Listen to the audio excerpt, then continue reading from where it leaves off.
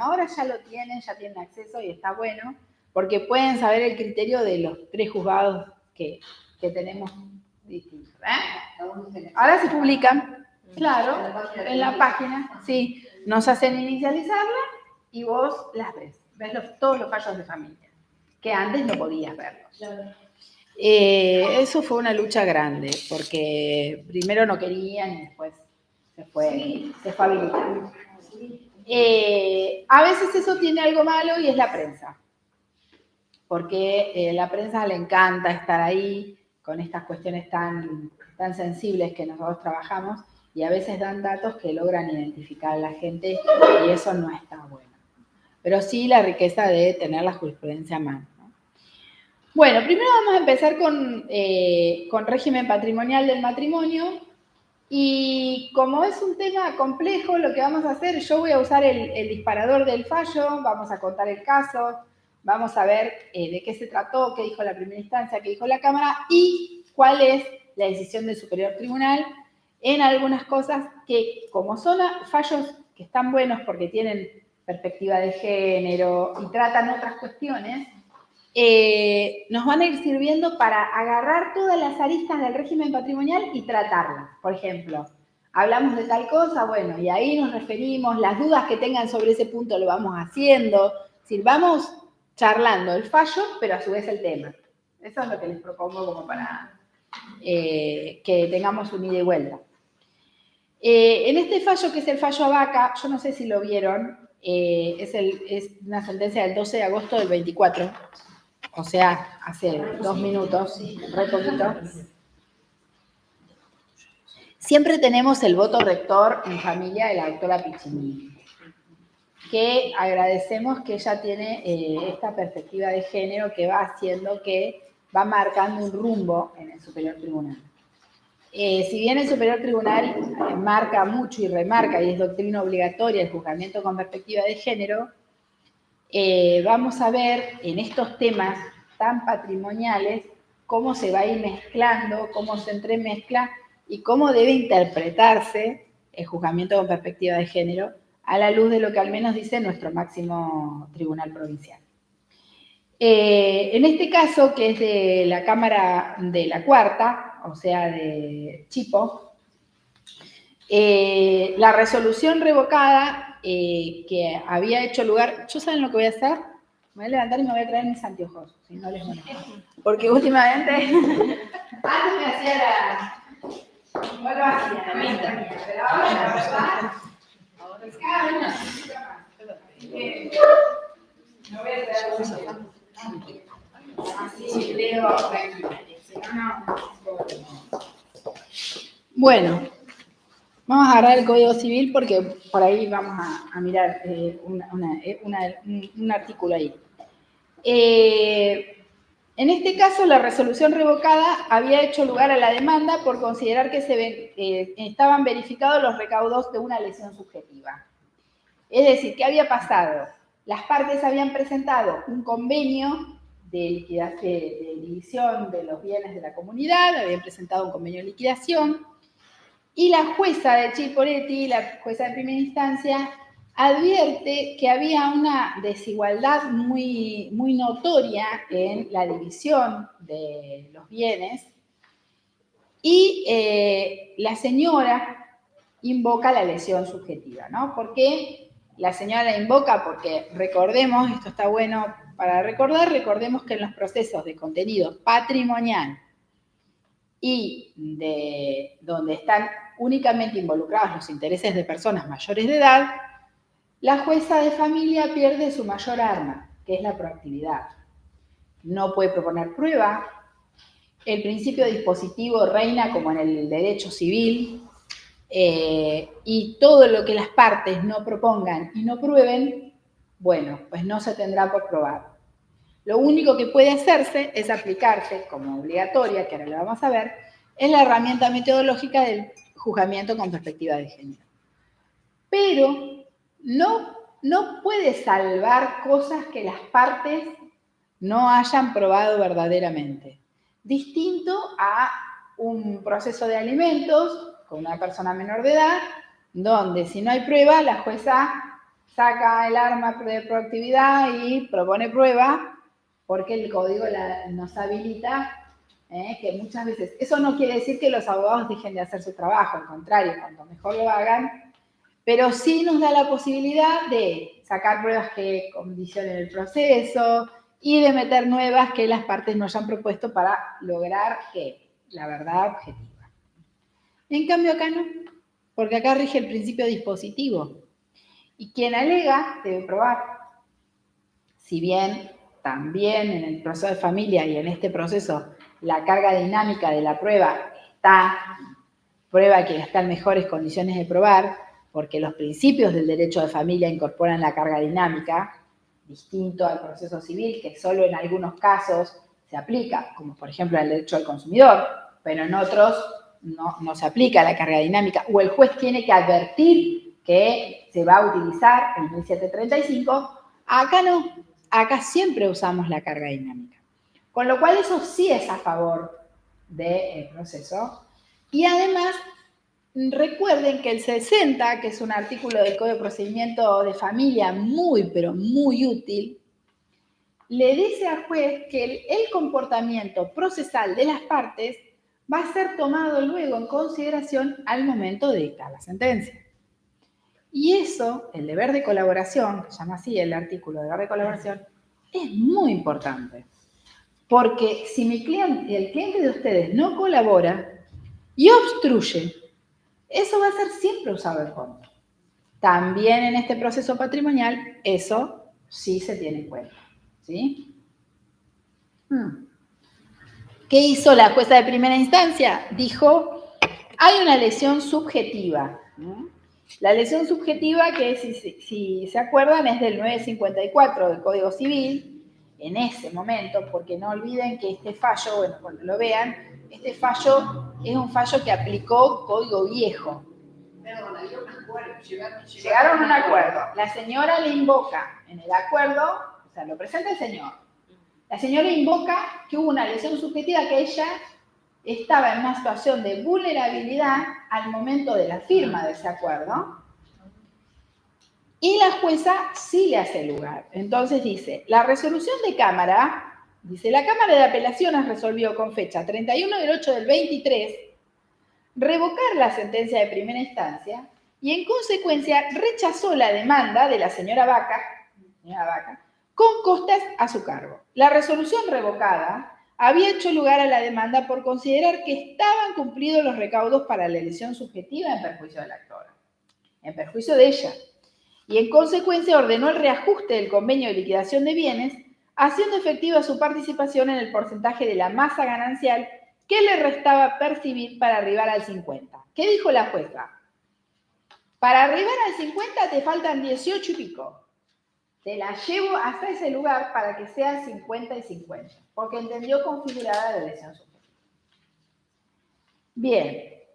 El Tribunal de Alzada, en cambio, que es la Cámara de Cipoletti, se adentró en el estudio de los elementos que configuran la lesión y dijo que no estaba verificado el elemento objetivo, que es la ventaja patrimonial evidentemente desproporcionada e injustificada. ¿Sí?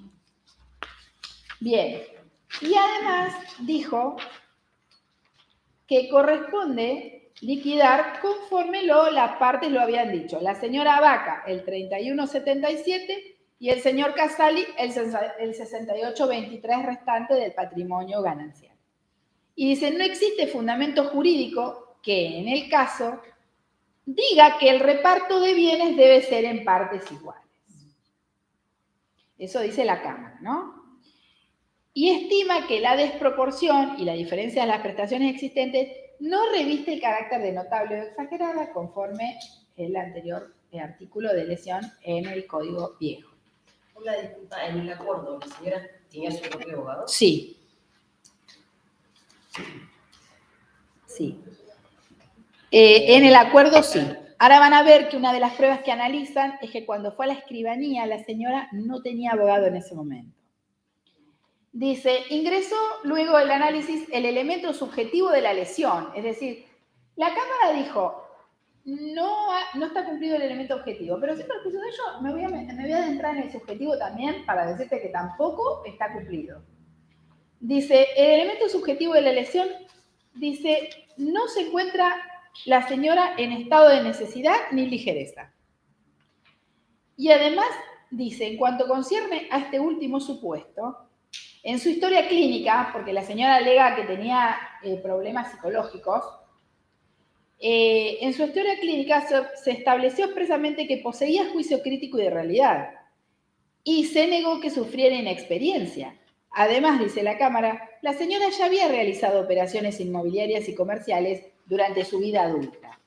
Es decir, fundan esto de que no tenía una inexperiencia porque ella ya había realizado algunas operaciones inmobiliarias y comerciales siendo adulta. ¿Cuántos años tenía la señora? No dice cuántos años tenía la señora.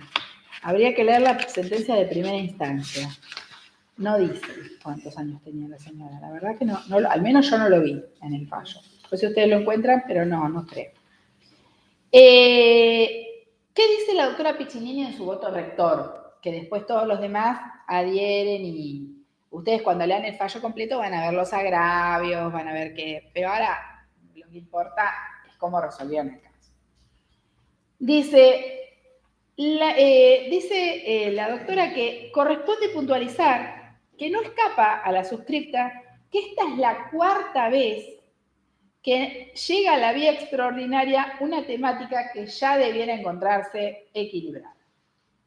Dice, sin embargo, las sucesivas decisiones no han acertado en la finalidad primordial del derecho de familia, que es sencillamente lograr pacificar y atemperar los conflictos. Y allí me parece que es el primer parate que hay que hacer en este fallo, porque la doctora Piccinini en su voto, que es muy amplio, lo primero que destaca es la función pacificadora del código del nuevo derecho de las familias. Y que además viene en nuestro código de procedimiento en el famoso artículo 7. Que a veces tanto repetimos y a veces recordamos en las audiencias del artículo 7. ¿Por qué? Porque a veces uno en el lugar de ustedes se apasiona en la defensa, obviamente, y ahí cuando uno se apasiona en la defensa a veces no se da cuenta que dice cosas que la otra parte considera como propias. Es decir, cuando a veces escribimos y escriben las contestaciones de las demandas, la gente común, no sabe qué escribe el abogado o abogada. Se cree que son agravios que le está haciendo. Y es muy difícil después lograr pacificar cuando hay una contestación, una demanda muy agresiva o una contestación muy agresiva. Por ejemplo, el ejemplo más típico se da en las filiaciones cuando el demandado contesta, la actora dice, tuvimos una relación sentimental, y el demandado contesta, no fue ni una relación ni fue sentimental, porque para mí no me importó nada, fue un momento y nada más. ¿Es necesario decir eso? Como abogadas, ¿es necesario decir eso? Lo dice el señor en el estudio y no lo replicamos así. Por ahí lo podemos decir de otra manera, para evitar que la señora se sienta cosificada, se sienta usada. ¿Cuántas cosas que a veces uno escribe y no se da cuenta que allí está la imposibilidad después de lograr acuerdos, ¿no? Bueno, en este caso dice la ausencia de perspectiva de género en el juzgamiento de la Cámara, que es lo que ve el Superior Tribunal, y dice, me voy a centrar en eso, dice la doctora Piccinini, porque si ese agravio prospera, el fallo va a carecer de motivación suficiente en orden a los compromisos asumidos por el Estado argentino, y entonces esa herramienta metodológica que hemos dado en llamar juzgamiento con perspectiva de género conlleva no solo a la escasa motivación de la sentencia, sino a la arbitrariedad. Es decir, si consideramos que ese agravio prospera, si la sentencia no tiene perspectiva de género, la sentencia es arbitraria. O sea, y esta doctrina tan fuerte del Superior Tribunal es bastante reciente. O sea, no es una doctrina de hace años. Es reciente que el juzgamiento con perspectiva de género transforme en nula una sentencia, la falta de juzgamiento con perspectiva de género. Y dice, la perspectiva de género es una herramienta metodológica de uso imperativo para el juzgamiento. Pero y ahí explica lo que es, que está muy bueno, después para que lo lean y alguna vez lo traigan si quieren para ponerlo en alguna demanda. Es importante saber que el juzgamiento con perspectiva de género es una herramienta que tiene la judicatura, de uso obligatorio. Aunque las partes no lo invoquen, como dice la doctora Piccinini, pero que no basta con decir, soy mujer. Es decir, no es que yo alego que soy mujer y entonces ya por eso voy a ganar todos los procesos y entonces si yo soy la abogada de la mujer no tengo que probar menos porque total va a ser con juzgamiento con perspectiva de género. No, porque el juzgamiento con perspectiva de género lo que tiende es a encontrar desigualdades basadas en el género. Es una herramienta de interpretación para que la jueza o el juez tomen esa desigualdad, la identifiquen y ahí sí puedan equilibrar la balanza. Pero muchas veces, aunque paso el tamiz o me pongo los anteojos de la perspectiva de género, no encuentro la desigualdad. Si no la encuentro, no la hay.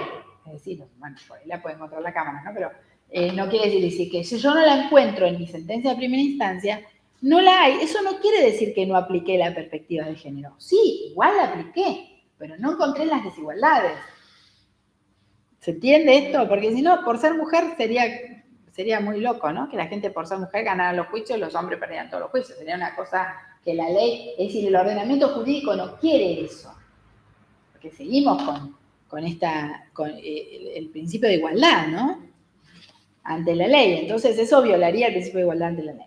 Entonces, esto es lo que dice y explica largamente la doctora Piccinini, para después referirse a, dice, yo pasé el tamiz, dice la doctora, del juzgamiento con perspectiva de género, ¿y con qué me encuentro acá? Me encuentro con violencia económica.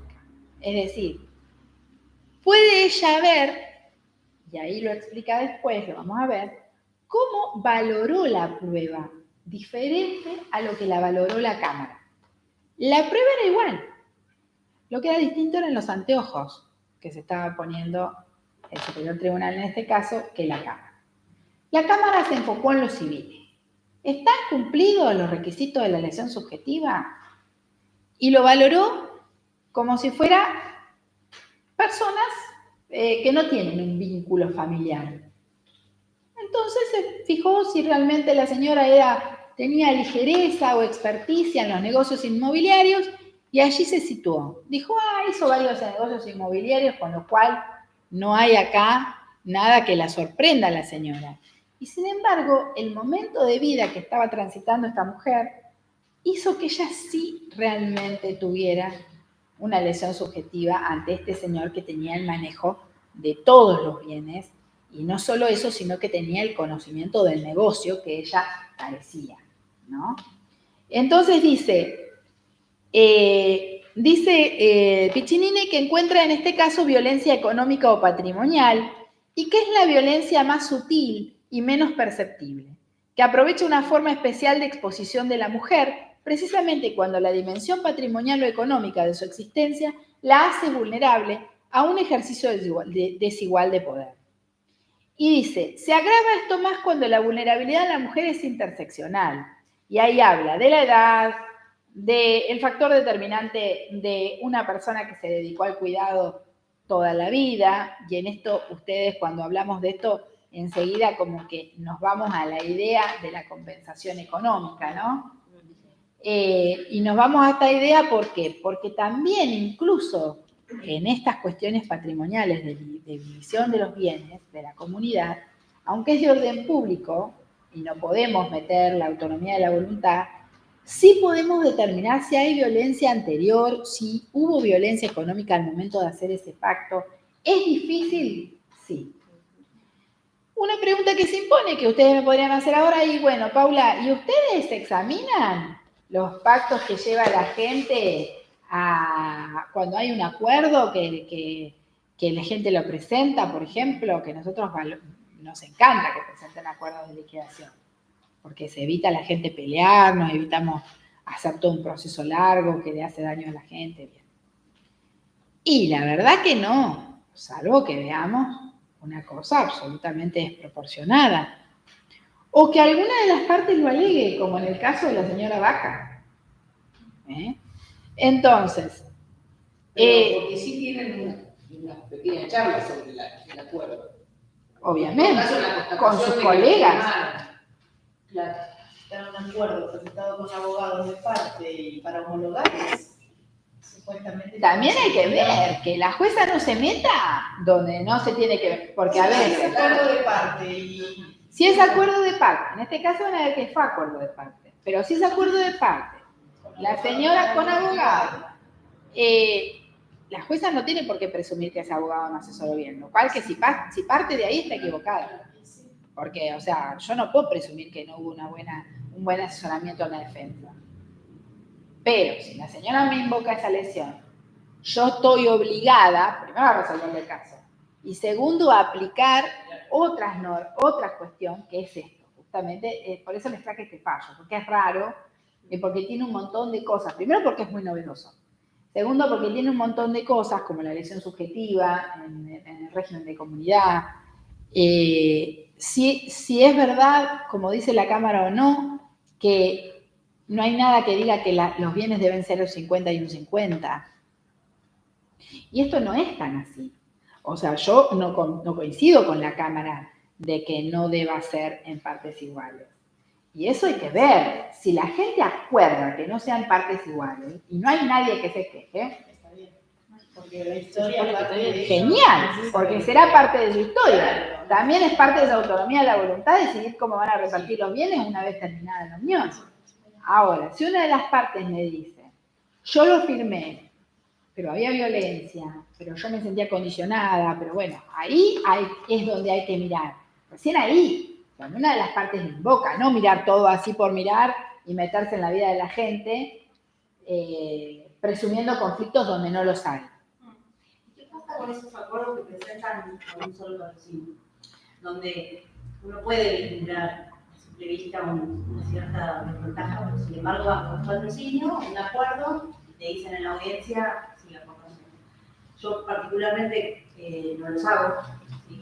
Más que de acuerdo y me digan, te juro que no nos vamos a pelear nunca más. Sí. No, pero sí he visto, me han llegado situaciones donde vos ves una desventaja y ves que ha sido violentada en ese momento de la firma, porque ya no quería saber más nada y lo único que quería era divorciarse y acordar todo, y firmó lo que hicieron.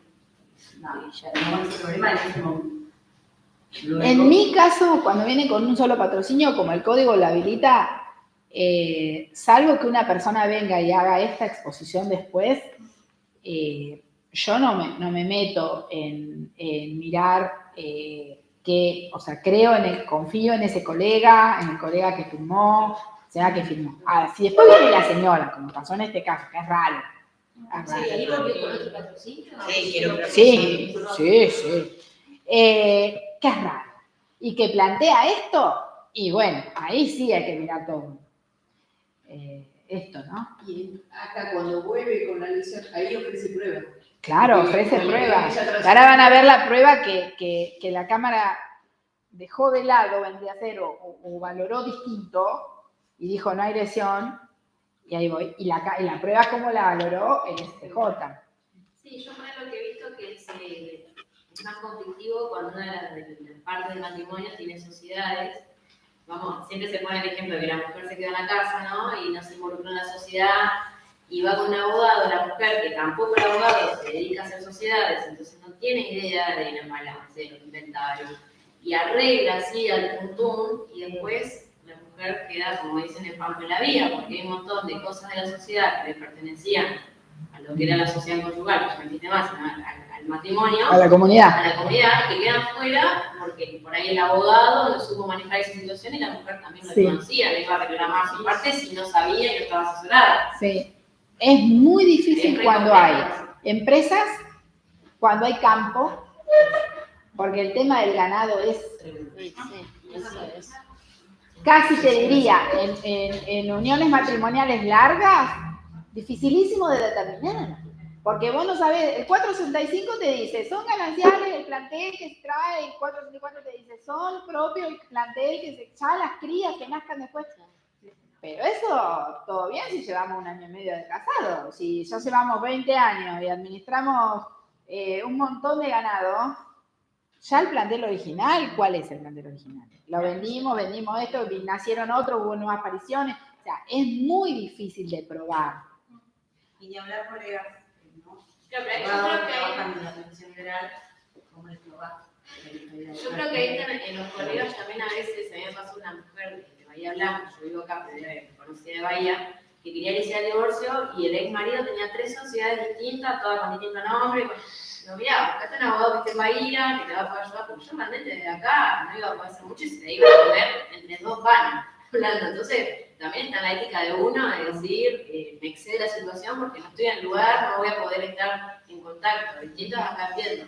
Yo creo que también a veces los colegas se involucran en situaciones que nos exceden. Eso es cierto. Hay que a veces cuando uno agarra el caso tiene que saber que después va a poder ejercitar la defensa y tener una línea defensiva desde el inicio. Porque, o sea, si yo, primero, no conozco el proceso, segundo, voy pensando qué voy a hacer, sin una buena línea defensiva que tiene que estar en el inicio de la demanda o su contestación y reconvención, y después no lo encarrilo más al proceso. Y si el otro colega es medio hábil, me comió. O sea, ¿por qué? Porque lo que no probé no está probado y es complejo. Es un tema complejo. Bueno, fíjense que, más allá que ahora sigamos por ahí debatiendo algunas cosas, dice, lo que determina si en un caso o proceso se debe o no aplicar la perspectiva de género es la existencia de situaciones asimétricas de poder, o bien en contextos de desigualdad estructural basados en el sexo, el género, las preferencias y orientaciones sexuales de las personas. Es decir, el juzgamiento con perspectiva de género no es solamente ser hombre y mujer, sino otra cuestión, otro abanico de colectivos vulnerables, como son los colectivos trans, y todo eso. Eso también implica encontrar vulnerabilidades. Ella dice, si se aplica o no la perspectiva de género, lo que habla cuando se aplica, siempre se aplica, es decir, yo miro, ahora, la voy a usar efectivamente y depende. Yo, por ejemplo, hace poco tuve un pronunciamiento del 666. ¿Se acuerdan del 666? Que es el que le da tanto miedo a la gente de quedarse sin cuota. Porque el 666 dice, igual cantidad de tiempo, igual cantidad de ingreso, no se pagan cuotas. Bueno, ese es el miedo que le da a todo el mundo de hacer cuidados alternados, porque después va a venir el 666 y no tiene nada que ver con nada. Porque no siempre va a aplicarse, no siempre, bueno. En este caso se daba porque era igual, era todo igual. Iguales ingresos, parecidísimos, tiempos, qué sé yo. Y la señora decía, tiene que aplicar la perspectiva de género y no puede resolver sin una cuota porque tiene que aplicar la perspectiva de género. Y la defensora de menores me decía, entiendo que está todo muy equivalente, qué sé yo, pero la señora igual tiene que administrar una cuota porque si no, ¿quién va a pagar la escuelita de fútbol? Y entonces yo ahí dije, miren, yo apliqué la perspectiva de género, pero yo acá no advierto que haya ningún tipo de vulnerabilidad basada en el género, estructural, todo lo que implica encontrar una desigualdad estructural con base en el género. No había. Entonces, apliqué el 666 y dije, ¿por qué vamos a dejar esta cuota? Me estoy yendo un poco de tema, pero no importa. ¿Por qué vamos a dejar una cuota para que la señora la administre? Si total están pagando mitad y mitad de todo. Parece como ir todavía con la cabeza al viejo paradigma de que la mamá era la que mejor cuidaba y la que mejor administraba. ¿Qué me hace pensar que el señor no va a pagar el club de fútbol? Si en toda la prueba del expediente tenía un papá hiperpresente. Es decir, también tenemos que ir al caso concreto. Yo tengo un papá hiperpresente, una mamá hiperpresente, que lo único que tienen es un conflicto económico. Bueno, no lo puedo desconocer a eso. Sí. ¿Y los salarios ahí que ellos te presentaron eran similares? Trabajaban en el mismo lugar y tenían casi el mismo salario. Porque justo ahora en mediación estamos teniendo un caso en el que están lo tienen a niños días rotativos. Bueno, así también. Después, si quieren, les paso el fallo, pues está todo inicializado, así que se lo pido a Flor, a mi referencista, que ella lo agarra enseguida y lo comparto en WhatsApp y lo haces recorrer. Salió publicado, lo que pasa es que tampoco uno va a estar publicado no en una revista, sino publicado en la lista de despacho, lo pueden ver, pero uno no va a estar todo el tiempo mirando a ver qué fallo novedoso puede haber. Para eso está Noticia de la Corte. Bueno, claro. Bueno, después, ¿qué dice? Dice la doctora nuevamente qué es la perspectiva de género, qué análisis jurídico tiene que hacerse, y dice que la Cámara no hizo ese juzgamiento, y dicen, fíjense lo que dice del caso concreto. Dice, pese al punto del cual parte la sentencia cuestionada de la Cámara, al preguntarse si se configura tal desproporción por haber recibido la actora un 18.23 menos que el 50% pretendido, si se comparan los porcentajes adjudicados mediante el convenio a cada una de las partes, el señor 68.23, la señora 31.77, es sencillo advertir que el señor recibe más del doble de los bienes sin una justificación razonable. Esto último, que no se expresa ni fundamenta para hacer prevalecer el convenio sobre la norma que conmina el reparto igualitario, debió generar en la intelección del caso y la ponderación de la prueba un mayor esfuerzo del justiciable. De la judicatura. Es decir, la judicatura debió mirar mejor, porque si me estaban invocando esta lesión y había una desproporción y no se había repartido en partes iguales, debió hacer un esfuerzo mayor para interpretar la prueba. No interpretarla como si fueran dos extraños, como si fuera un proceso civil. Porque no es lo mismo la lesión subjetiva entre dos extraños, por ejemplo, contratantes, que entre dos personas que convivieron más de 20 años juntos. No es lo mismo. La primera cuestión entonces era determinar si era notoria la desproporción en la adjudicación de los bienes gananciales, expresada en la escritura, labrada al dictado de cada una de las partes, pudo encontrarse viciada por mediar violencia. Y en su caso debió ver si se ponderó la existencia de violencia de género, de índole económica y patrimonial. Luego, además, debió ver si dicha violencia también se advirtió que una de las partes explotó en la necesidad, ligereza o inexperiencia de la otra. O si quizás, como producto de la violencia señalada en el primer párrafo, se facilitó la explotación aprovechándose de la ligereza o inexperiencia. Es decir, ¿pasaron todas esas cosas? No, la Cámara no lo advirtió. Habla de todo lo que es la protección integral de la ley 26485, etcétera, que ustedes después lo podrán leer. Y dice, en los procesos de liquidación del régimen de la comunidad suelen ser muy arduos y prolongados y muchas veces los datos y la ignorancia sobre los datos de los bienes, que era lo que ustedes hablaban, dificulta la prueba, haciendo énfasis en que el monopolio de la información es también una forma de ejercer el poder económico, cuestión que es de particular relevancia en este caso. ¿Por qué? Porque el señor manejaba todo el comercio y era el único que tenía la información de cómo se manejaba el comercio. Es decir, si yo tengo la información, tengo el poder.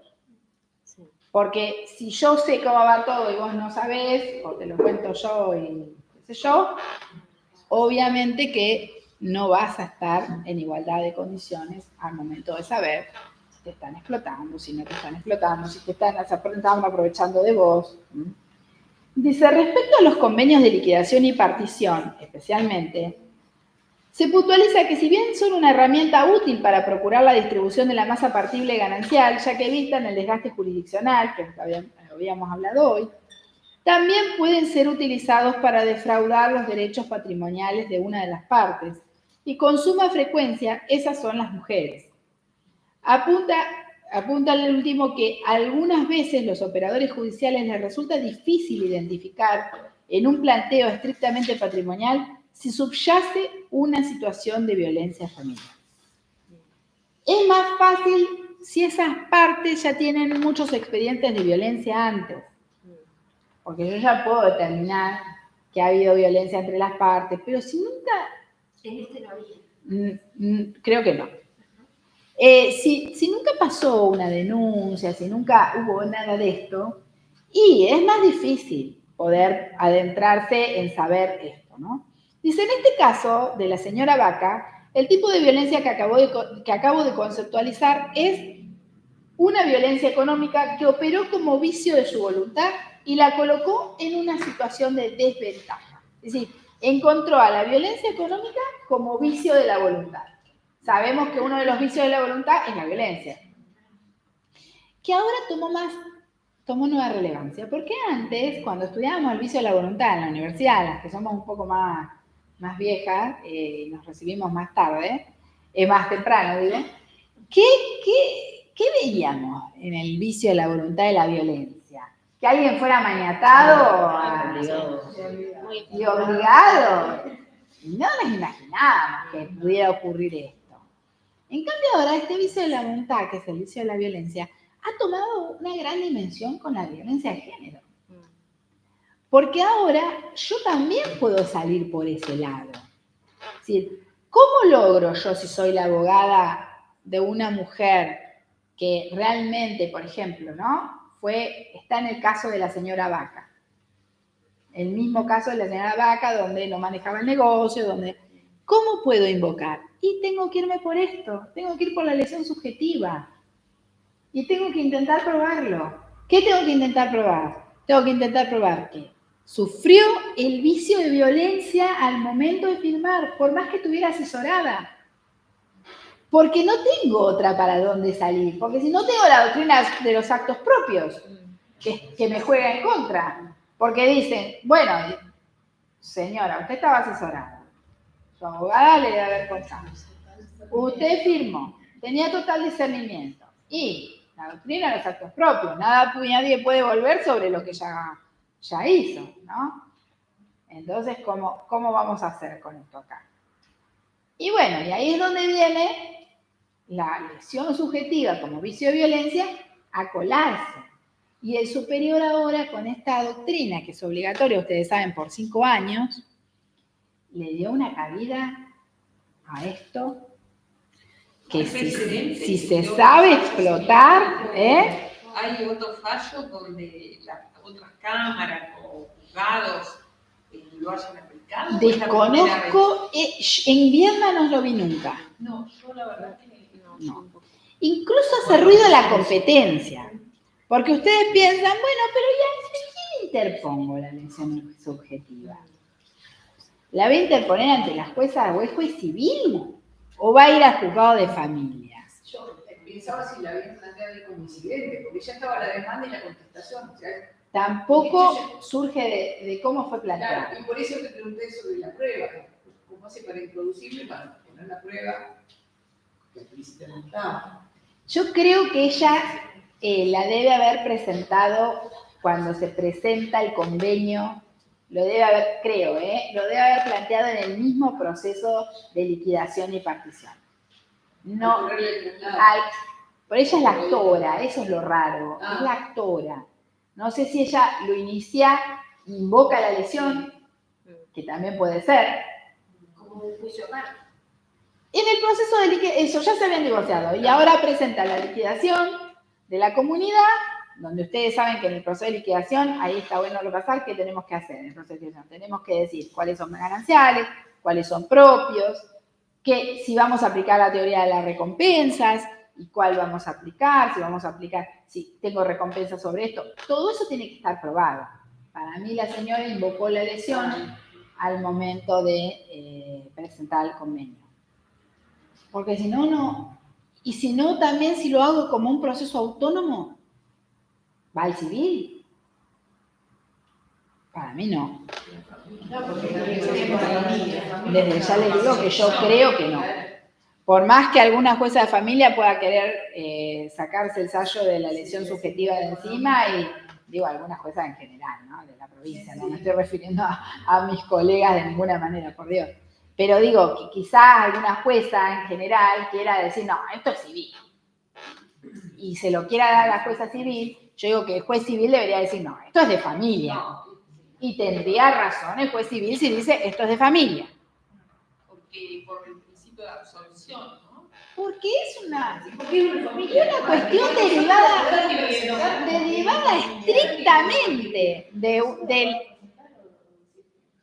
¿Eh? Y que nosotros como abogados también podemos insistir de que se trate de fuero de Por familia. supuesto, lo presentan Claro, directamente ante la justicia. Claro, por más que la jueza Y que la lesión no fue de un tercero, es del marido. Y además también el divorcio tiene sus efectos, ¿no? Bueno, la liquidación de la comunidad es uno de los efectos patrimoniales del divorcio. Con lo cual, es claro que si yo presento una lesión dentro del régimen de patrimonial del matrimonio, tiene que ir con una jueza civil, de familia. Un poco de mirarlo, no es que lo tiene que civil. Si están diciendo que hicieron violencia de género. Y además, ¿para qué queremos al juez civil acá si lo que necesitamos es una mirada especializada en el juez? No queremos que no por desmerecer, porque los jueces civiles también tienen perspectiva de género. Pero tiene... La Cámara hizo esa mirada. La Cámara hizo... La Cámara es una mirada civil. Claro. Porque también, y en esto no soy muy objetiva por estar concursando, pero tómenlo como objetivo, también creo que la Cámara no puede dejar de tener su pata, así como tiene su pata civil y comercial, tiene que tener su pata contencioso administrativa y tiene que tener su pata de familia. ¿Por qué? Porque en nuestras cámaras no hay distintas salas. Entonces, si vos te falta una de las patas, te falta el juez especializado y es necesaria la mirada especializada, así como en el contencioso, así como en el civil y comercial, y también en el de familia, mucho más porque cada vez es más compleja la situación en la familia. Ustedes lo verán cuando van los clientes incluso, fíjense, ¿cuándo se iba a hablar en 1994 de la lesión subjetiva y la violencia de género? Bueno, de hecho yo voy con No se habla. escuchar una y otra vez para que me entre, porque yo tengo una cabeza vieja. Por eso vengo, para que me entre. Y yo te veo a vos que ya tenés tantos años de profesión, digo, ¿para qué vine a escuchar esto?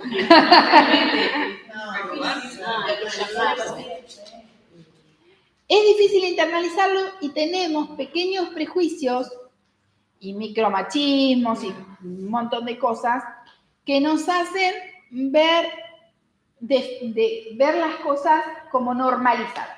Por ejemplo, el tema del régimen matrimonial se normaliza mucho, porque poco pensamos que la mujer puede haber sido presionada a hacer un convenio del 31% y el otro del 68%. Porque decimos, bueno, la señora habrá tenido sus razones. Incluso normalizamos también, vean, hay una sentencia muy linda del Superior Tribunal que también tiene que ver, que es una sentencia que proviene de la Cámara de Bariloche, ya con la integración de mi amiga querida Marcela Pájaro, cuando resuelven una compensación económica, que en primera instancia la habían, es muy nueva esa sentencia también, en primera instancia había rechazado, y la jueza de familia había dicho, la señora aceptó ser ama de casa y estar al cuidado de sus hijos, fue una decisión propia, libre de ella, no hubo ningún tipo de condicionamiento de género acá. Con lo cual no le corresponde la compensación económica porque uno elige la vida que quiere vivir. Y además la señora, y fíjense los estereotipos, ¿no? Además la señora no se ocupaba tanto de la casa porque tenía empleada doméstica y porque tenía tiempo para ir a su gimnasio. Y ahí es donde la Cámara dice, perdón, o sea, ¿qué está pasando acá? Que tenemos que pensar que si una señora es ama de casa tiene que estar todo el día dentro de la casa, no puede salir a ningún lugar porque si no ya, un rato en el centro estuvo mirando vidrieras, No, es decir, eso lo dijera la defensa, ¿cómo, digamos, pero cómo, no la jueza. ¿cómo cuesta Sí. esto? Y por otra parte, si alguna vez es verdad que la señora puede haber elegido ese sistema de cuidado, eso no quiere decir que después de 20 años de la relación lo siga eligiendo. Quizás ahora ya no tiene, porque tiene cerrado el mercado laboral, porque tiene... Es decir, ¿cuántas cosas que tenemos que considerar en el contexto y que si las consideramos aisladamente podemos llegar a caer en prejuicios, que son lo más difícil de desterrar de las personas, ¿no? Los prejuicios. Y los jueces son personas, tenemos prejuicios también. Entonces, todo el tiempo hay que tratar de lograr luchar con esos prejuicios, ¿no? Que, bueno, también vienen mucho en la adopción los prejuicios. Ni hablar. Eso es uno de los lugares donde más se cuelan también los prejuicios, ¿no? Igual Sí. algunos matrimonios que el esfuerzo personal puede generar una diferencia. Y Por nosotros a supuesto. veces no lo quiere hacer. Bueno, pero por eso digo Y entonces que... por ahí esta persona llegó, y ahí es difícil porque también del otro lado, porque puede pasar que uno esté del otro lado y escuchás eso y dices, bueno, también la persona elige qué quiere hacer. Porque no siempre hay, porque en la elección no siempre hay una discriminación, o no hay algo, o no hay vulnerabilidad estructural Pero basada si en el esa género. relación termina mal, probablemente donde vaya apuntado es a eso. Y Y sí, bueno, pero ahí... y ahí hay que es mirar difícil más. Bueno, eso te iba a decir, ¿cómo haces para que eso se pueda Y ahí probar? hay que mirar más. Claro, Y hay que eso te iba a afinar la prueba. Lo que pasa es que generalmente en el caso de que el hombre supone que trabaja, la mujer está en la casa, es como que está desvalorizada. Yo ni siquiera te digo en la casa, te digo dos Y hace un profesiones. trabajo de igual valía porque está en la casa, cuida a los hijos. Pero todavía sigue existiendo esto de decir ella no trabajaba, sigue existiendo. Sí, Y sí, muchos sí, colegas sí. lo replican. Sí. Por eso yo digo, hay que tener cuidado con lo que se dice ahora. Por más que yo esté representando al varón. O sea, tengo que tener cuidado con lo que digo. Porque no puedo decir que esa señora no trabajaba porque era ama de casa. ¿Sí? Hay cosas que ya hoy no nos podemos permitir decir. Así como no nos podemos permitir ser discriminatorios en un escrito, tampoco nos podemos permitir decir algunas cosas que se siguen diciendo. Entonces, Importante esto, ¿no? Porque como abogados y abogadas tenemos esta responsabilidad, porque somos los y las profesionales que estamos brindando un asesoramiento legal, interviniendo en una causa, y que podamos tomar esto, porque avanzamos hacia una sociedad más comprometida con esta cosa. No podemos retroceder, tenemos que avanzar. claro. Y por más que estemos defendiendo al Señor, porque lo podemos defender igual, pero sin decir cosas que sabemos que ya hoy no podemos decir. No podemos decir que las amas de casa no trabajan. Dios, si yo fuera ama de casa, me muero. Me acuerdo en la pandemia, que no podíamos salir a ningún lado y no podíamos trabajar, y teníamos que trabajar online, más hacer todas las cosas desde la casa.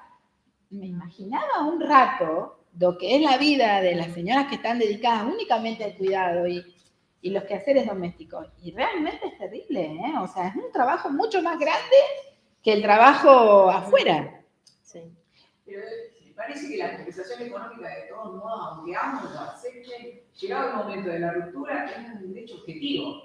Y que la mujer, si quiere salir a trabajar, están en inferioridad de condiciones, aunque hayan estado de acuerdo. Sí, en ese caso sí, salvo que los dos trabajen igual y ninguno haya... O sea, también hay que ver que en la compensación económica pasa lo mismo que acá. No hay proactividad, con lo cual en la prueba, por eso también se exige que la compensación económica sea mirada con mucha perspectiva de género. Porque si te la agarra un juez civil, dice, esto es un daños y perjuicios, tienen los mismos presupuestos. Y no es un daños y perjuicios. Entonces, esto, ¿no? De la especialidad de la norma y el espíritu de la norma, o la finalidad, pues ya no decimos más espíritu, la finalidad de la norma, es muy importante. Fíjense la prueba que había. Dice, en el caso de la señora Vaca, el tipo de violencia que acabo de conceptualizar operó como vicio de la voluntad. Esta es la prueba, dice. La declaración del médico psiquiatra de la actora, que refiere que su paciente le comentó sobre el acuerdo de división de bienes y que ella se sentía presionada por tener que firmar y por las consecuencias que podría acarrear el hecho de no suscribirlo. En tanto, ella sentía que se quedaría con todas las deudas. Asevera también que el cuadro de afección anímica de la señora Vaca la hacía vulnerable y propensa a no discernir las consecuencias de sus actos, tales como su participación en audiencias de mediación. Es decir, el médico estaba diciendo esto. La cámara, esta prueba del médico, no. no la valoró igual. Dice, otra cosa que la Cámara no valoró, las declaraciones testimoniales, o no las valoró con perspectiva de género, las declaraciones testimoniales conforme las cuales el real estado patrimonial de la empresa familiar era desconocido por la señora Vaca, siendo el señor Casali quien tenía el exclusivo manejo de la información. Otra declaración testimonial, en este caso de la escribana, que el día de la suscripción del convenio, la señora Vaca concurrió a la escribanía sin abogado y estaba enojada y nerviosa al punto de llorar. Eso lo vio la escribana y después viene a declarar al proceso. Sí, ¿qué iba a decir? Viene a declarar al proceso y dice esto. La escribana viene. Dice, el estado emocional de la actora, sumado a la falta de información sobre el giro de la empresa familiar, teniendo presente que el ocultamiento de estos datos, el monopolio de los datos, son una típica forma de ejercicio de violencia económica y probablemente lo que la llevó a pensar que de no acceder a suscribir el convenio en la forma que el señor quería, luego ella se quedaría con todas las deudas. Son elementos suficientes para determinar que el accionante se encontraba en estado de ligereza y necesidad a la que se refiere el artículo de elección subjetiva. Es decir, interpretó la prueba distinto a lo que interpretó la Cámara. Y después dice que la manera de interpretar la prueba también tiene que estar atravesada por la perspectiva de género. Yo no puedo interpretar la prueba como si se tratara de un proceso civil. Tengo que interpretar la prueba también con perspectiva de género. ¿Eso qué dice? ¿Que cómo la tengo que interpretar? Como dice el Código de Procedimiento de Familia. Flexibilidad, apertura al momento, con perspectiva de género. Es decir, tengo que hacer eso, porque si no hago eso, ¿qué pasa? Quería ver la parte que ella lo decía, ¿no? Que después lo van a ver. Que estoy realmente valorando la prueba sin perspectiva de género. Voy a llegar a una sentencia que después la va a anular. Le nulificó la sentencia a la Cámara. Y la decisión es nulificar la sentencia a la Cámara por ser arbitraria y manda a que con nueva integración se dicte otro fallo adecuado. Es decir, lo más feo para un juez, lo más terrible para un juez es que te digan que la sentencia es arbitraria, que tu sentencia es nula. Eso creo que debe ser una de las cosas más terribles. Porque la argumentación de las sentencias, y a mí me encanta siempre lo que es argumentación jurídica, me encanta. Si hago una maestría, me encantaría hacerla, no es mi momento, pero me encantaría hacerla en argumentación jurídica. También hay argumentación jurídica con perspectiva de género. De hecho, Rita escribió un libro muy interesante, que yo no lo leí, pero lo quiero leer. Claro. La argumentación jurídica es tan importante. Yo no puedo en una sentencia poner un corto y pego de muchas sentencias, de doctrina y jurisprudencia, y con eso creer que ya está cumplida la fundamentación.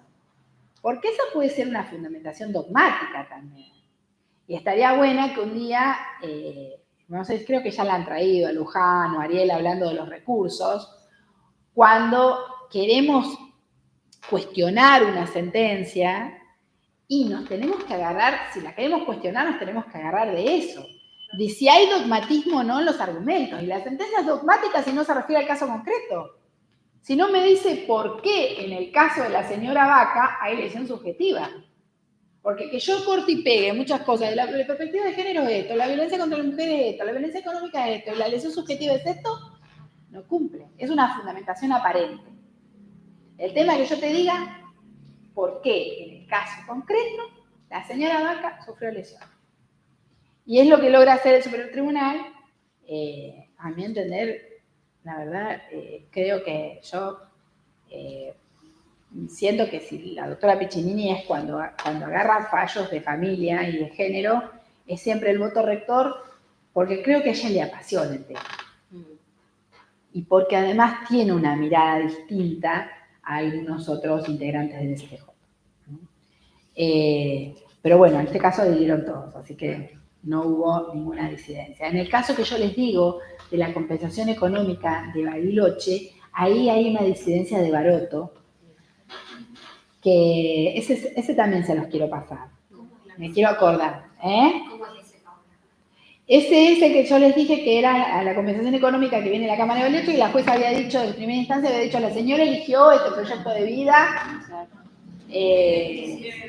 y Baroto defiende la postura de la jueza de primera instancia en disidencia. En el superior también hay una jueza de familia. que Sí, venía de la- sí. de Bariloche. Cecilia Claro, Claro. la jueza de familia, exactamente. Bueno, y ya como estamos en las 7:15, nos vamos a poner con el otro tema, que es la liquidación de los bienes o la división de los bienes en las uniones convivenciales. Del otro quieren preguntarme algo de la prueba. La prueba siempre es como que nos genera un poco de temor. Como que sí. ¿Y por qué es lo que determina? El problema, ¿saben cuál yo veo cuando traen prueba de testigos? Hablando de la prueba, y también sirve para este caso también. Traen testigos que no sirven. ¿Por qué? Porque me traen la mejor amiga de la señora, que no digo que no, porque las mejores amigas también son tomadas, porque no olviden que en el proceso de familia ya no podemos decir más, que los familiares y los amigos no pueden declarar. Pero ¿qué pasa? Conocen a la señora o al señor, pero no conocen la situación, el meollo del asunto. Porque es muy difícil encontrar en familia testigos que conozcan el meollo del asunto. Porque son cosas que pasan en el ámbito de la privacidad. Y yo le puedo contar a mi mejor amiga, pero mi mejor amiga va a tener mi relato de lo que yo le conté. Salvo que ella haya visto y haya vivido esa situación que yo viví. Por eso digo, al momento de seleccionar los testigos, en vez de ponerme 8 o 10 personas, creo que lo que estaría bueno poder escuchar qué va a aportar cada uno de esos testigos. Decir, bueno, señora, a la quieta, o señor, ¿y este testigo qué sabe? O sea, ¿qué es lo que sabe? Porque después viene el testigo que dice, y yo no la conozco mucho a la señora. Por ejemplo, en los alimentos, vienen las niñeras. La niñera para saber si... No, pero yo ya no soy más niñera. Fui niñera en el año 2019. Ahora le perdí yo no trabajo más de niñera, estoy en la administración pública. Ese testigo no sirve. Hace perder tiempo a ustedes, a nosotros. Eso es lo difícil. Encontrar prueba. En este caso, bueno, estaba la escribana, ¿no? Sí. Estaba el psicólogo. Esa es muy interesante, la prueba psicológica. Pero a ver, si van a... La prueba psicológica en una liquidación de comunidad, desde ya les digo, no es acertada. Salvo que invoquen algo así. Pero si no me invocan eso, ¿por qué les voy a poner? Si estamos hablando de bienes, ¿para qué va a venir una pericial psicológica? Y además, a veces las periciales psicológicas pueden demostrar poco también. Porque es una pequeña foto de la persona. Y a veces la psicóloga dice, está orientada en tiempo y espacio, no parece, te aplicamos el test cuida y parece tener una personalidad defensiva. Y no sirve nada eso. Salvo que la prueba se juegue verdaderamente y diga el señor o la señora tienen conductas violentas, no lo vimos nunca. Esto, por ejemplo, es un caso que yo la verdad no lo vi nunca, esto de una lesión subjetiva. La verdad que la gente no cuestiona, una vez que hacen los acuerdos no vienen a cuestionar el acuerdo. ¿Puede haber gente que lo haga? Sí.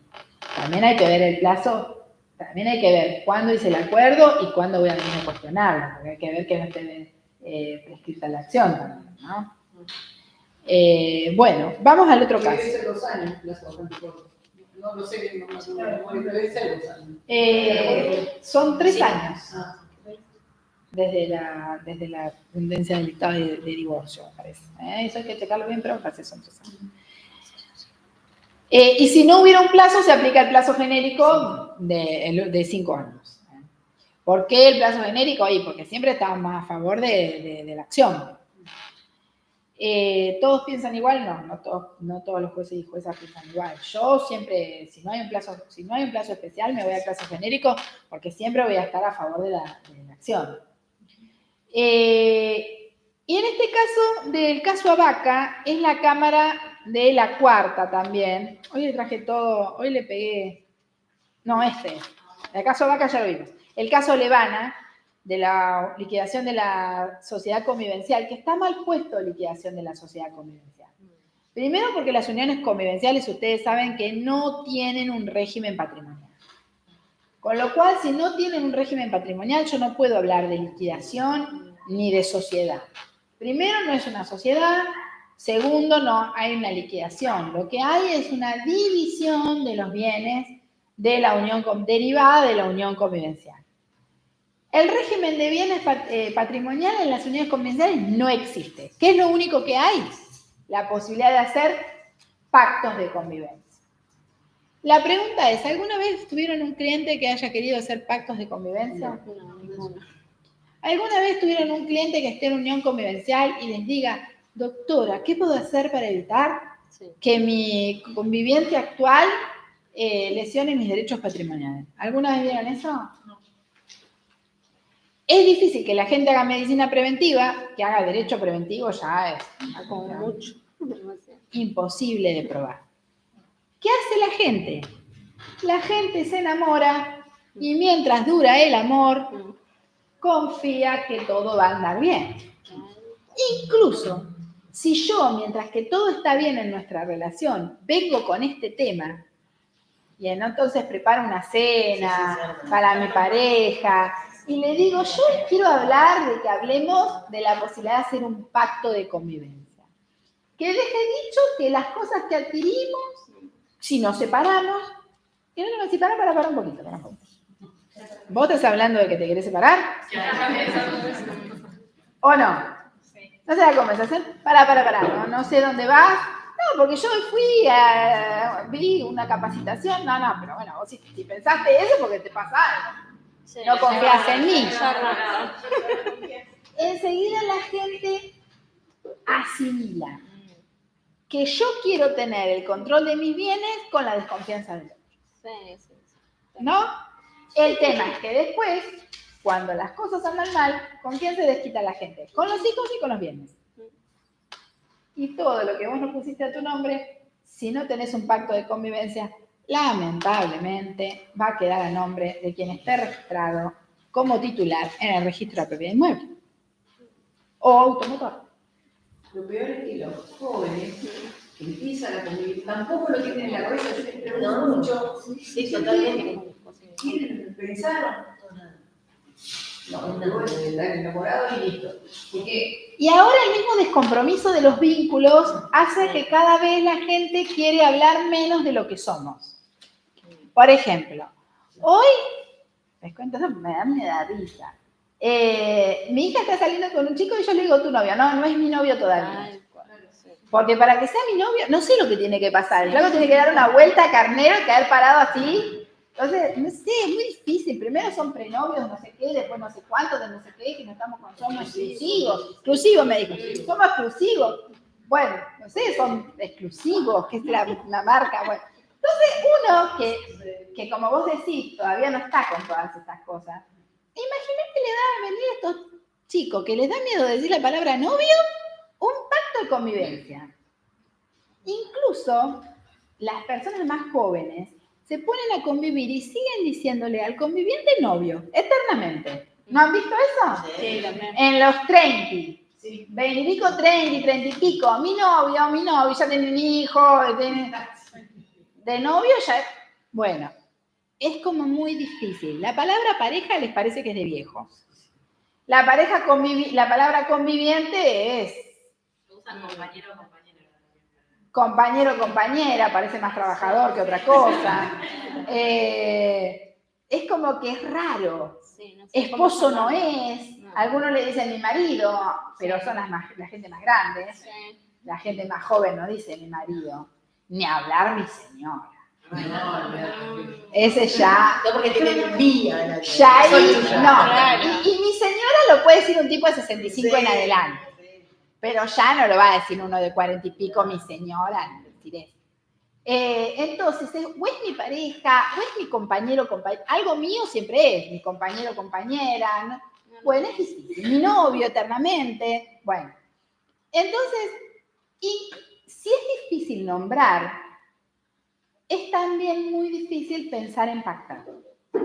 Con lo cual, la norma de los pactos es una norma que no se usa y que lamentablemente, porque si el eje de la convivencia son los pactos, ustedes saben que el eje de las unidades convivenciales en el tema patrimonial son los pactos. Si la gente pactara, evitaríamos miles de problemas. Pero como en la mayoría de las veces no se pacta, ¿qué se tiene que hacer?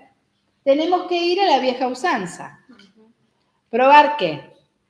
Y antes se probaba la sociedad de hecho. ¿Se acuerdan cuando probaban la sociedad de hecho? Probaban que en los bienes había participado aportes de uno y aportes del otro.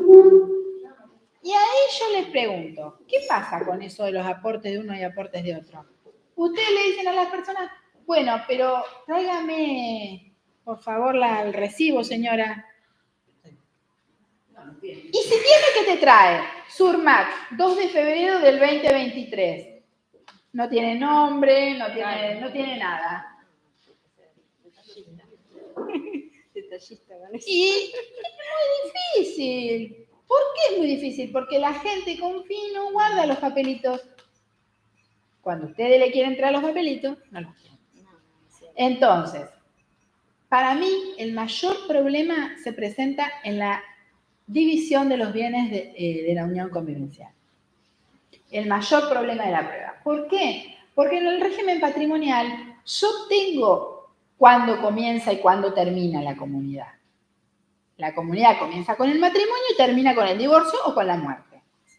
¿No? Si termina con la muerte, se aplica el régimen de las sucesiones. Si termina con el divorcio, se aplica el derecho de familia. Vamos, hasta ahí estamos. Ya sabemos que si hay separación de hecho, pero que precede al divorcio, e incluso, aunque las partes se divorcien y no hayan liquidado, la ley te dice de quién es la administración y qué puede pasar en esa etapa. Incluso puede meter medidas cautelares. Si la gente está mucho más protegida con el matrimonio a nivel bienes que con las uniones convivenciales, ¿no? No sé si era lo que quería el legislador o los legisladores del 2015, que hubiera desprotección patrimonial. Pero entiendo que tampoco podían asimilar y hacer un régimen matrimonial donde la gente no quiere ese compromiso. Y es muy difícil. ¿Hasta dónde llego? Que es lo que siempre cuenta Marisa. ¿Hasta dónde llegamos en la autonomía de la voluntad? ¿Hasta dónde te regulamos?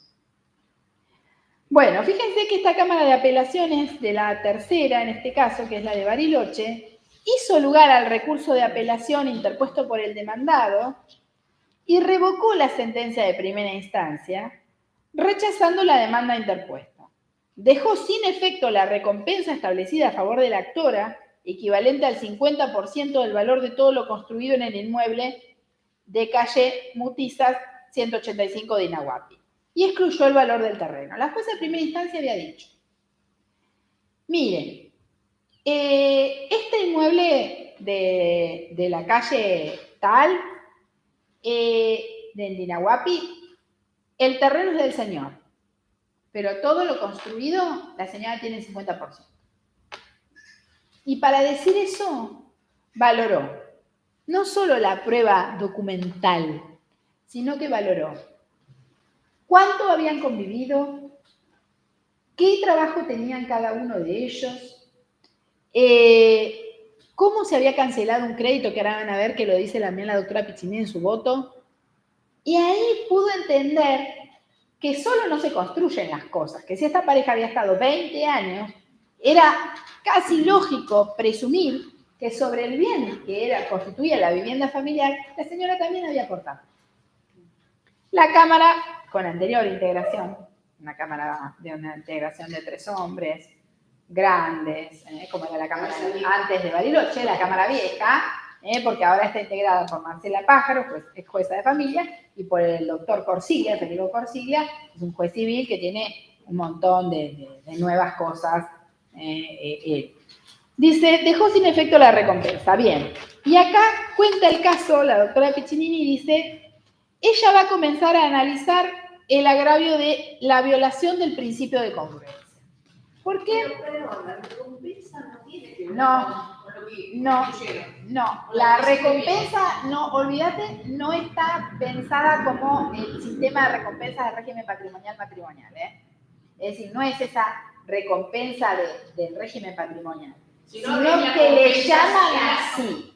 Es la compensación por el mayor valor que adquirió el inmueble. Me gustaría más llamarlo la compensación por el mayor valor que la recompensa. O la recompensa me lleva enseguida a pensar al sistema de recompensas del régimen patrimonial. Y no es eso a lo que se refiere el fallo. Sino es la compensación por el mayor valor pagado. Por eso le reconocen, como no están probados los aportes, le reconocen 50%. Y dice, sostiene el máximo tribunal nacional, la Corte, que el carácter constitucional del principio de congruencia es la expresión de los derechos de defensa en juicio y propiedad y obedece al sistema de garantías constitucionales porque el proceso está orientado a proteger los derechos y no perjudicarlos. Es decir, si yo violo el principio de congruencia, que es lo que van a ver que se le achaca haber violado el principio de congruencia, porque la Cámara dice que la jueza violó el principio de congruencia, la jueza de primera instancia, ¿no? Y su sentencia se basa en eso. Y dice, es facultad de los jueces determinar el régimen legal pertinente con prescindencia de los argumentos jurídicos expresados por las partes. ¿Cómo se llama ese principio? Iura novit curia, iura curia novit, ¿no? El juez conoce el derecho. Pero lo que no puede hacer el juzgador es, sobre pretexto de suplir el derecho erróneamente invocado, introducir de oficio cuestiones o defensas no planteadas. Y sobre todo que recuerden que estamos hablando de también una cuestión patrimonial entre adultos, donde el régimen, el principio dispositivo, es la reina de ese proceso, ¿no? O el rey de ese proceso. Dice, ciertamente se aprecia, en virtud de la imprecisión terminológica del escrito inicial. Fíjense cómo lo caratuló el abogado o abogada a esto de la división de los bienes derivados de la unión de convivencia. Le puso, inicia demanda por división de bienes en concubinato. Y en el objeto, eso es el título. Y en el objeto le pone, promover demanda por división de sociedad de hecho producida a raíz de la existencia de un concubinato. Una ensalada rusa. Sí. Dice, no es menos cierto que sin perjuicio de la importancia que el principio de congruencia reviste, no importa tanto el nomen iuris que se le dio a la pretensión, sino que el juez tiene que apegarse al relato de los hechos para determinar el derecho aplicable, cuál es la norma aplicable, ¿no? Dice, la plataforma fáctica descrita en la demanda ha constituido en lo siguiente, y ahí les cuenta de qué se trataba el caso. Dice, el demandado y la suscripta hemos mantenido una relación de concubinato desde el 98 hasta el 2016. Durante todo este tiempo convivimos en una situación igual a la de un matrimonio, manteniendo una relación íntima, social, pública, como verdaderos marido y mujer en una relación de 20 años. Fíjense que todavía es necesario apelar al régimen matrimonial para validar la unión convivencial. Parece que debiera decir la abogada o el abogado parecido o igual a un trato de marido y mujer. Seguimos apelando. Si lo plantea como sociedad de hecho, tiene que probar los aportes. En cambio, en el matrimonio no hay que probar nada. Claro, pero digo, bastaría decir como que somos unión convivencial, pero tenemos que decir todavía asimilable a marido y mujer, ¿no? El código llevaba muy poquito. Igual. Claro, acá llegaba muy poquito. Muy poquito. Durante todo este tiempo convivimos en una situación, ya lo dijimos, una relación de 20 años. Mantuvimos una comunión económica, aportamos ambos al crecimiento financiero y patrimonial de la pareja, con la salvedad, fíjense esto, de aquello que pudo parecer insignificante, como era poner los bienes a nombre de uno y otro, finalmente tomó una importancia tal que impone pretender a la actora la pérdida de casi todos sus bienes adquiridos en conjunto, perjudicándome exclusivamente, ¿no? Fíjense, lo que en ese momento pareció algo de que lo pongo a mi nombre y no pasa nada, al día de la fecha implica casi perder todo el patrimonio construido en 20 años. Dice, esta demanda se sustenta en la existencia de una relación cuasi marital, concubinato de 20 años, situación enmarcada en una verdadera comunidad económica de esfuerzo mutuo, una verdadera sociedad de hecho. Y seguimos repitiendo y tenemos que repetir la sociedad de hecho. En cambio, el accionado, ¿qué dijo? El demandado. Dijo, niego todos los hechos menos la unión convivencial. Por lo menos no negó la unión convivencial, ¿no? Dice, y amplía la estrategia de defensa en la negativa de una sociedad de hecho. También de los derechos que pudieran surgir de la unión convivencial. Porque él dice, la unión no registraba pacto alguno. Los bienes entraron al patrimonio de quien los adquirió. Y dice, incluso así lo dice la normativa que rige las uniones convivenciales. Con lo cual no veo un enriquecimiento sin causa, no está acreditado, porque ahí ¿con qué tienen que ir ustedes? Con el enriquecimiento sin causa. Hay que ir por ese lado. Si no lo probamos, no lo... Y es difícil probar el enriquecimiento sin causa, ¿no? Ni hablar. Lo nuclear del relato de los hechos contenidos en la demanda no ha sido mutados, dice. Entonces dice, esto es lo nuclear. ¿Eran una unión convivencial y había una sociedad de hecho, como ellos dicen? ¿Sí o no? Y dice, el 528, inserto en el capítulo de las uniones convivenciales, prevé que todo lo que, si la unión no se encuentra registrada y no hay pactos, todo lo adquirido durante la convivencia ingresa al patrimonio de quienes tiene registrado. ¿No? No se puede probar el proyecto en común. Muy bien, ahí va. Hay que probar el proyecto en común.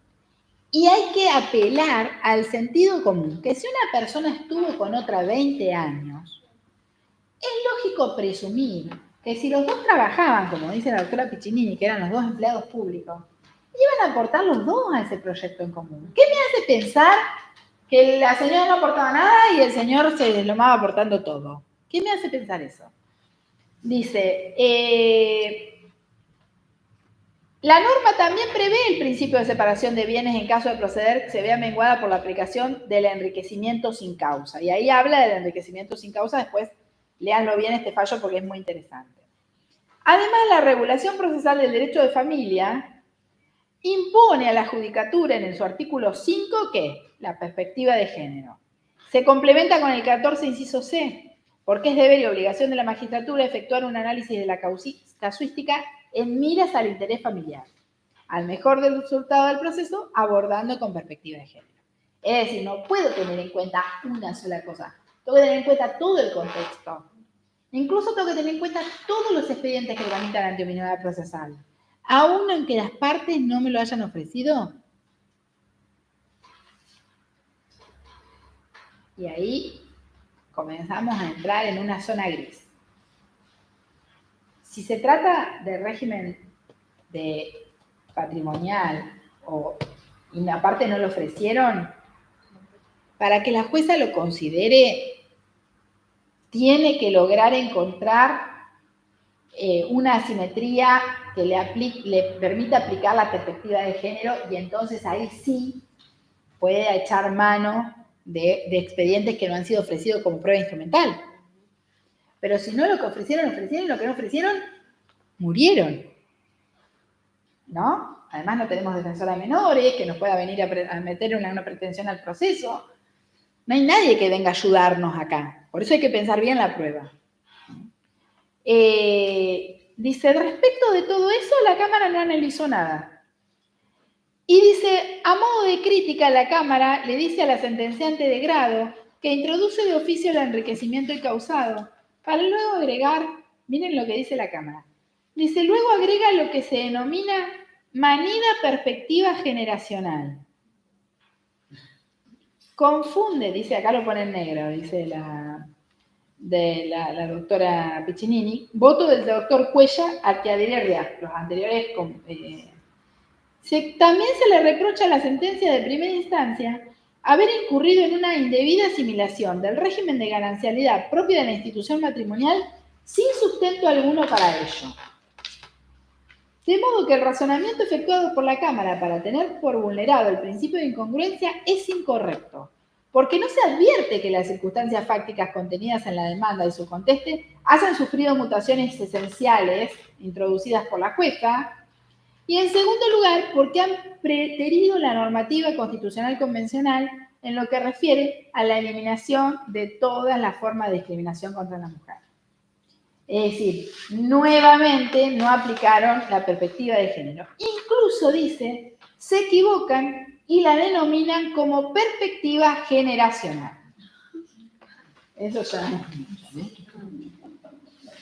Dice, huelga destacar que las normas citadas y los avances que se han realizado en el campo del derecho a los fines de lograr la equiparación de los derechos de las mujeres en el marco de la igualdad de género, muy especialmente en el fuero de familia, no relevan a los letrados de fundar adecuadamente sus pretensiones en derecho, y ello aún sin perjuicio del deber de los magistrados de efectuar el correspondiente encuadre normativo a la luz del principio de que después conocen derecho. A la par, deben conducirse con los deberes éticos del 7. Es decir, le dice a los letrados y letradas, ojo, que la jueza tenga que aplicar la perspectiva de género, no los releva de probar, de invocar, de probar, de citar bien el derecho. Y que la jueza tenga el principio de que juez conoce el derecho y por eso subsane la pretensión, no me lleva a poder poner cualquier cosa. Tengo que poner bien las cosas. Es lo mismo que cuando hago un contrato. Está bien, si me equivoco con el nombre del contrato, luego el juez lo va a interpretar conforme el contrato que pertenezca. Pero yo tengo la obligación, como abogado y abogada, de saber qué contrato estoy haciendo y cuál es el título correcto de ese contrato. Lo mismo cuando presento en el fuero de familia. Porque parece que el derecho de familia fuera un elástico, un chicle. Y muchas veces, ¿qué nos pasa como abogados y abogadas de familia? Los civilistas nos miran como diciendo, esta resuelven conflictos menores. Sí. Los que tenemos la posta somos nosotros, que nos dedicamos a patrimoniar. Hay que cuantificar una demanda de daños, una sentencia de daño. Eso es difícil de cuantificar. No, lo que hacen ustedes. Al final, ¿qué hacen? Una audiencia y todos se ponen de acuerdo. Eso es algo que todavía está en el imaginario de la gente. Creer que el derecho de familia es un derecho menor, un derecho que no importa, y que si no es el código de procedimiento, no importa, total, la jueza me lo va a arreglar. Nada que ver, muy alejado de todo eso. Justamente tiene una complejidad tal que implica que yo estudie más todavía, para poder meterme y poder defender bien a mi cliente o clienta. No es un derecho menor. También, obviamente, el derecho de familia sigue asociado a ¿quiénes? A las mujeres. Todavía, ¿por qué? Y porque parece que la versión de familia todavía fuera más femenina que masculina. Fíjense que todavía eso... Y penal a los hombres. Y penal a los hombres. Acá hay una lucha de penal y van a ser todos hombres. Van a ser todos hombres, bueno, algunas mujeres, pero menos. Ahora hay más fiscales, mujeres, o fiscalas, como le dicen ahora, pero el derecho penal siempre fue un derecho de hombres. ¿Y el derecho comercial? También. Vayan a una maestría de concursos y quiebras. Son los hombres. Esto parece como que el derecho tuviera género, y en realidad las ramas del derecho tuvieran género, y en realidad no es así. Por eso el tema de decir que el derecho de familia es un elástico, el proceso es un elástico, no es así. Y a veces les juega en contra. Confiarse en eso juega en contra. Bueno, dice, claramente no es lo mismo probar el aporte económico de carácter societario que probar los efectos de una unión convivencial a su cese sin pacto, lo que provoca un desequilibrio económico para la parte del que emerge el enriquecimiento sin causa, ¿no? Es decir, no es lo mismo una cosa que otra. Dice, en materia de derecho a familia, bueno, eso ya lo vimos, se advierte la necesidad de un criterio flexible y amplio en la prueba, particularmente en las declaraciones testimoniales. Toda vez que el ámbito donde el conocimiento de las partes y sus circunstancias se circunscribe a relaciones cercanas, parentesco, amistad, en el marco de la intimidad propia de la vida cotidiana y doméstica. En tanto, el medio probatorio resulta relevante para los procesos de familia, conforme cuáles notas: libertad, amplitud, flexibilidad y adquisición de la prueba. El de adquisición de la prueba, ¿cuál es? Que ese es el que nunca se acuerdan los alumnos. El de la adquisición de la prueba es que lo que el otro probó también me sirve para mí. Porque la prueba se adquiere para el proceso. Con lo cual, yo no necesito siempre duplicar la prueba del otro. Si ya está ofrecida la socioambiental, que es una prueba más larga que Esperanza de Pobre, porque lamentablemente el servicio social anda muy, muy lento, si ya una parte lo ofreció, ya está. Si una parte ofreció la pericial psicológica para todos, ya está, porque esa prueba incorporada al proceso también me va a servir por el principio de adquisición de la prueba. Claro, si la decís, El tema es que la desista, pero, a ver, es muy bueno. Pero a ver, la va a desistir siempre y cuando, porque también hay que ver la etapa del proceso en que la desiste. Y el principio de colaboración. Porque si la desiste, y era una prueba necesaria para el proceso, la jueza de familia va a tomar ese desistimiento, que no van a ver, que también está acá, va a tomar ese desistimiento como en contra de quien, porque esa persona no quiere que esa prueba se produzca. Una prueba que había sido adquirida para el proceso y está, lo desiste, ojo, porque eso también. A ver, también es importante, como ustedes dicen, si es una prueba muy relevante para ustedes, sí ofrecerla. pero porque de todo modo, como todo, hay jueces y jueces, porque algunos... El tema es que está en el 60. El tema es que está en el 60. No tiene que valorar sí o sí. Si la parte la desiste, después puede no hacer lugar al desistimiento. Sí, puede. Después queda como una presunción. La jueza de familia El puede. valor de una... La jueza de familia puede, pero no en estos procesos. Puede por el principio de proactividad en los procesos donde haya personas vulnerables. Sí puede. Pero no puede en estos procesos. Por eso en estos procesos, si una prueba para ustedes es muy importante, ofrézcanla por las dudas que la otra persona haya asistido. Paula, ¿ya se implementó esto de que el informe ambiental no se puede presentar como de parte? Sí. Es más, el servicio social de otras circunscripciones no está trabajando más para abogados particulares. Nuestra circunscripción todavía, con quejas, todavía lo está haciendo. Pero ya en otros lados, como Bariloche, los abogados particulares tienen que proponer perita trabajadora social. Y antes le decíamos asistente social, yo a veces le digo de vecino, se llama más. Se llama trabajadora social. Entonces, fíjense esto, ¿no? Que ya el servicio social cada vez quiere menos. Incluso se quería sacar de encima los procesos de capacidad, lo cual no hubo forma, pero están tan condicionados que... Fíjense cómo la doctora Piccinini dice, un préstamo, evalúa la prueba, dice, un préstamo personal con garantía hipotecaria que contrajo el señor Yasco. Pagadero en 10 años, él lo canceló en 5. Eso evidencia una cancelación anticipada y correspondía a establecer el origen de los ingresos que le permitiesen efectuar dicha cancelación, teniendo en cuenta que ambas partes convivientes eran empleados públicos. Es decir, ella ve que el préstamo de 10 años lo canceló en 5 y tenía el mismo sueldo porque era empleado público. Le digo, ¿cómo lo cancelaste en 5? Y obviamente que tuviste ayuda para cancelarlo, ¿no? Lo presupone, porque valora la prueba con libertad, con flexibilidad, con perspectiva de género. La Cámara no hizo eso. Ni eso ni lo valoró. Fíjense que eso ustedes lo pueden alegar, si lo ven, si lo logran ver, ¿no? Por eso digo, también hay que mirar la prueba con ojos.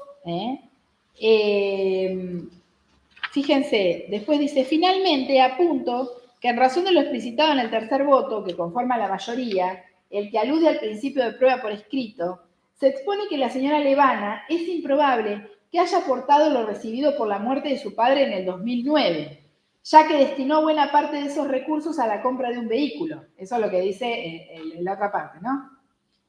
Cuando de la documental que obligadamente he repasado, dice la doctora, surge que el automóvil fue adquirido con un plan de ahorro, en cuotas que rondaron los 500 y 700 pesos, y al que puede accederse por sorteo y licitación, y culminó en el 2013. Con lo cual, no, Era mentira que había puesto toda esa plata en la adquisición de su vehículo particular. Bastaba con mirar un poquito más, ¿no? Y ahí, bueno, ahí dice nuevamente, habla de la evaluación de la prueba con perspectiva de género. Y termina, ¿qué? Revocando la sentencia de Cámara y mandando nuevamente a que se dicte una nueva. Y todos adhieren y no hay disidencia. Fíjense que en los dos casos que trajimos, los dos tienen juzgamiento con perspectiva de género, flexibilidad, amplitud de la prueba, valoración de prueba, porque me parece que es lo más importante que tenemos que tener en cuenta. Hola, ahí ella obtiene el valor del 50%. Y así de él. El terreno era de él. Y está aprobado. Yo solo me iba a preguntar, actualizado al momento de la sentencia. Sí, por supuesto. Actualizado el momento de la sentencia. Sí. Siempre. No. Sí. La construcción que habían hecho. La construcción que habían hecho. Pero yo no se iba a poder quedar con el bien, sino con un... Con una parte, pero bueno. Sí. O sea, de no reconocerle nada, Sí, sí, sí. a reconocerle el 50% No, de digo, todo pues, lo construido. La casa que te hiciste, digamos, no, hay que dejar. Y después, que no llegamos, porque además es un tema largo, pero sí hago una referencia chiquitita. Vieron que nuestro tema también incorporaba un tema inmenso que es daños en las relaciones, derivados de las relaciones de familia. Recuerden siempre que las juezas de familia únicamente tenemos los daños derivados de las acciones de filiación. Los otros daños van al civil. Por más que los jueces civiles no les gusten los daños derivados de las relaciones familiares, son su competencia. Porque a veces los daños derivados de las relaciones familiares, los jueces dicen, ay, no, esto es familia. Y no, lo único que tenemos nosotros con nuestro artículo 10, nuestro artículo 8, también es eso, es los daños derivados de las relaciones de cuestiones de filiación. Y ahí que tengo que probar, lo puedo interponer, lo digo rápido, lo puedo interponer con la demanda de filiación y ya dejar pedido, pero ahí tengo que ofrecer la prueba para el daño. Bien. O lo puedo interponer después. Después, como una acción autónoma, también. ¿Qué tengo que probar? El desentendimiento del demandado, que sabía que yo era el hijo y no me dio nunca el estado de hijo durante años y años. Y si soy la señora, en ese caso podré probar también la mala fe de la persona al desconocer un hijo que sabía que era de él. ¿Es difícil? Sí. Pero en eso se circunscribe la prueba de los daños. ¿Tengo que estimarlos? ¿Tengo que cuantificarlos? Sí, como una demanda civil. ¿Cuál es el daño que va a primar? ¿A ustedes cuál les parece? ¿El patrimonial? No. El daño no patrimonial, el daño moral, y el daño psicológico que muchos autores consideran que forma parte del daño extrapatrimonial. ¿Que lo puedo pedir como rubro aparte? Sí, puede ser que el juez lo considere también dentro del mismo. O el daño psíquico, que es distinto, es ese que permanece, que se queda, que sí tiene una evaluación, una cuantificación aparte. Pero bueno, es importante determinar esas dos cositas, la competencia y la prueba. ¿Y qué pasa cuando el que demanda es el padre biológico? Bueno, el que demanda es el padre biológico, ¿y qué para después de reclamar los daños? Sí. Y sí, ¿cómo no? Si prueba que la señora le negó la paternidad durante toda su vida y le privó de compartir con su hijo, ¿cómo no? Hay un daño enorme. Enorme. Lo que pasa es que hay que probarlo. Y el daño moral, el daño no patrimonial es el más difícil de cuantificar. Pero lo cuantifico conforme, como dicen la doctrina del Superior Tribunal también, lo cuantifico teniendo en cuenta todo lo que afecta a la totalidad de la persona, es decir, en su faz íntima, en su faz de relaciones. O sea, si soy el padre y me prohibieron disfrutar de mi hijo toda la vida, ¿y qué voy a probar? El daño psicológico, emocional que me causó eso. la imposibilidad de disfrutar de la crianza de mi hijo durante años y años, que hoy no tengo un vínculo con él por esta causa, con lo cual tengo que probar él que la relación de causalidad. Porque no hay que olvidarse que es un daño y perjuicio. Sí. Y tengo que probar todo, el daño, la relación de causalidad, todos los presupuestos jurídicos de la responsabilidad, la tipicidad, un montón. Sí, es otro tema para otro charla, pero está interesante. Sí, porque también No hay ninguno, les quiero decir que no hay ningún planteo. no En la UP11 ni uno, y en las otras tampoco. Yo también me acuerdo de una chica por una afiliación que tiene 22 años, el papá nunca la reconoció, el padre le dice andar y hacer juicio con él. Y ella tiene la está en tratamiento y mal. Pero bueno, no se decide porque dice que ya no está bien para iniciarse. Vino a ver y no sé, o sea, como que no se siente bien para iniciar el proceso de justicia. Claro, quiere hacer la afiliación y ella quiere plata por el daño, no sé, porque el psicólogo con la misma demanda se inician los dos procesos. ¿Se puede o no? yo que ustedes empezaría por el de filiación, una vez que lo tengo filiado, voy al otro. le decía lo mismo, que oficial dice con. Para mí es mejor. Además le da más tiempo a los abogados y abogadas para pensar la demanda, ¿no? Sí, también. Y también saben que les da tiempo, no solo tiempo, sino que les da el timing de qué hace el otro en el proceso de filiación. Porque también el otro puede tener una actitud voluntaria, el otro puede tener la peor actitud de todo, y eso me sirve mucho para la prueba del otro expediente. Y te hago una pregunta, Paula. Por ejemplo, los daños derivados de la violencia familiar.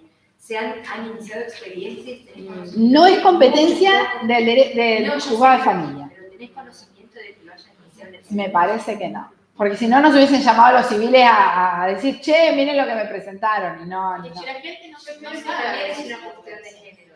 Las mujeres no se llevan a plantear un daño. Sí. no saben, no saben a veces. No quieren seguir litigando más, chicas. No quieren tener más relación con el violento tampoco. Bueno, ¿les sirvió? ¿Les resultó útil? ¿Sí? ¿Sí? ¿Cómo nos puede pasar los fallos? Los fallos se los voy a pasar. Estos dos ya los tienen. Después les voy a pasar el de compensación económica del STJ mañana al WhatsApp de María Eva, que María Eva lo reparte a matriculadas. Y les voy a pasar el del 666 que quedó firme para que lo vean y lo estudien y lo cuestionen también. Así que bueno. Bueno, le agradecemos y nada, dispuesto siempre a recibirte nuevamente. Quienes no estén matriculados, que creo que había algunos, bueno, contáctense para el material se los pasamos también. Y bueno, la verdad que gracias por la atención. Gracias a ustedes por siempre invitarme.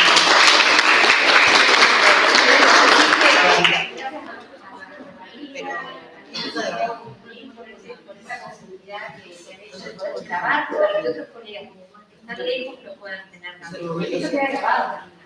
Espero que les haya servido, gustado. Por lo menos vimos dos fallos nuevos del STJ. Bueno, gracias. Para nosotros